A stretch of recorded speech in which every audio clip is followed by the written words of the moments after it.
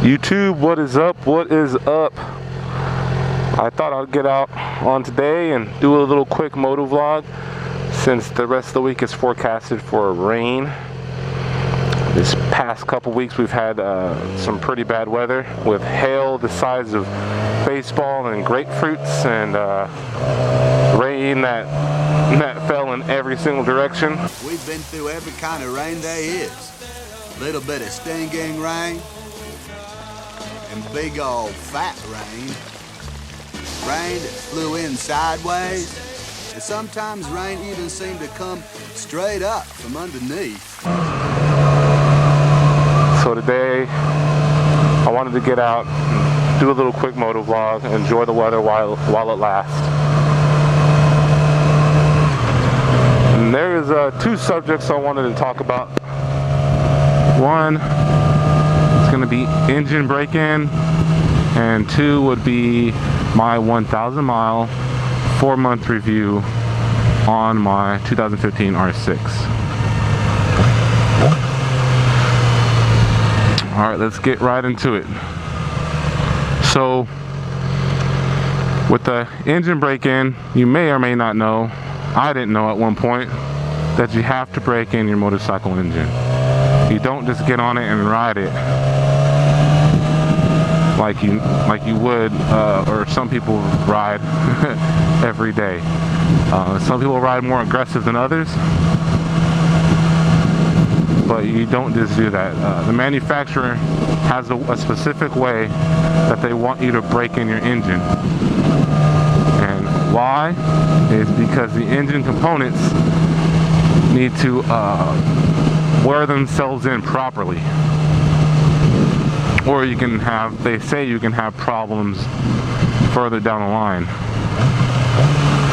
And the manufacturer tells you not to go over I think it was 8,000 RPM, and don't stay at a certain RPM and don't stay at a certain speed for too long.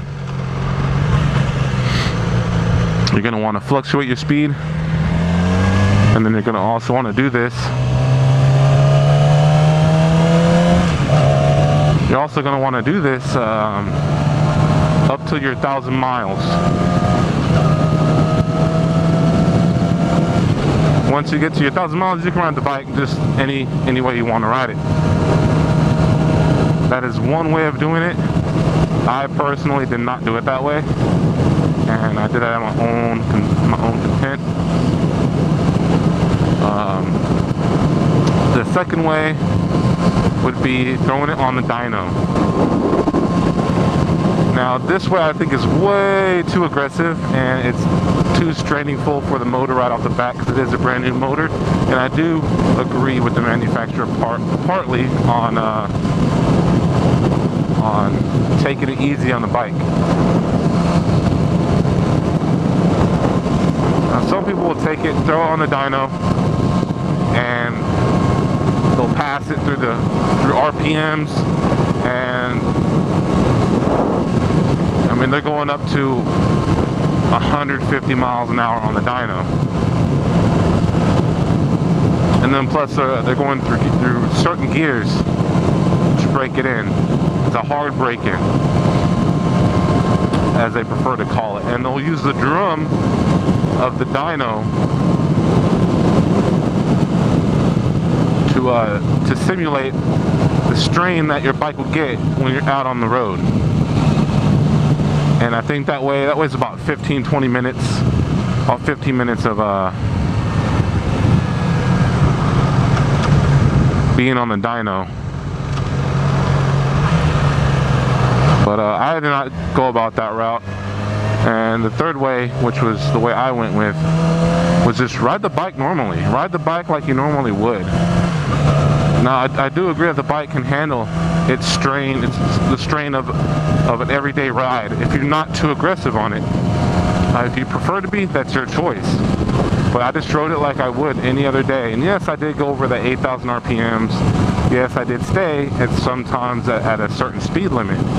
But I wasn't out here going 130, you know, in the 60 or nothing like that. But I just rode the bike like I would any other day.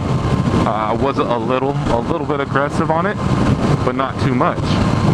and I gotta stop and get gas. I had no problems with it, and I still don't have no problems with it. And you could feel it when it finally breaks in. The motor, it sounds different. Shifting gears, everything, it all feels different. And that's going into my 4-month, 1,000 mile review on my R6. And what can I say? This bike is fucking awesome. I love it. I love every second of being on this bike. Before this, I had a GSXR, and that being my first bike, I loved it because it was my first bike.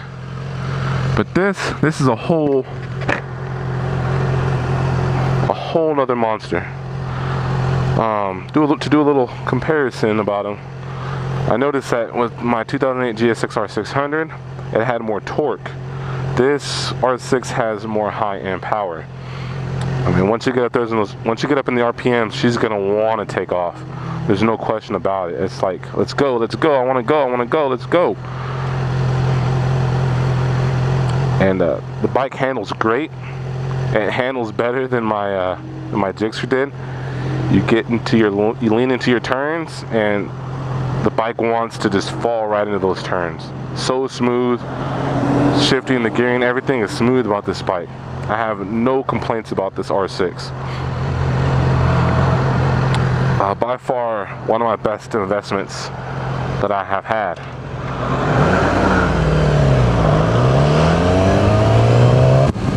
Yes, the clutch. You have to let it go out pretty far before it finally catches gear. Other than that, smooth transitions through the gears.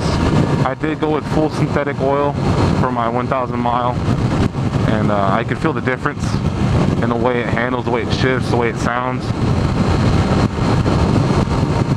And I noticed that my bike actually stays cooler with the full synthetic.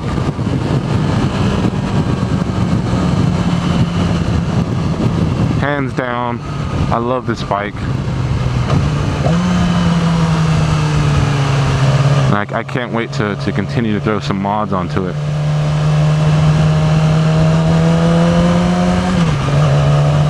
Oh man, that trash stinks. Whew. It's a warm day and you can smell it pretty badly. Wow. It smells ferocious. Ferocious.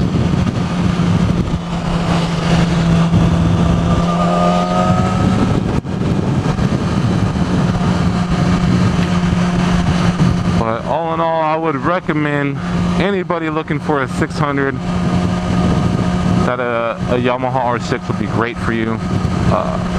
It is more an aggressive riding stance, and oddly enough, being more aggressive, my wrists do not hurt when I ride this bike. When I was on my GSXR 600, my wrists would hurt me. And I had that bike for quite a while. And this bike does not hurt my wrist. I mean, it hurt at the very beginning because I wasn't used to riding anymore. But it's phenomenal. But anyways, guys, that is my my review of my R6. Like I said, I would recommend anybody trying to step up their class from a 250 to a 600. An R6 is the way to go. By far the best looking in my opinion too. But alright guys, I hope you liked the video. If you have any questions, comment below. Please like and subscribe, and I will catch you guys on the next one. Later.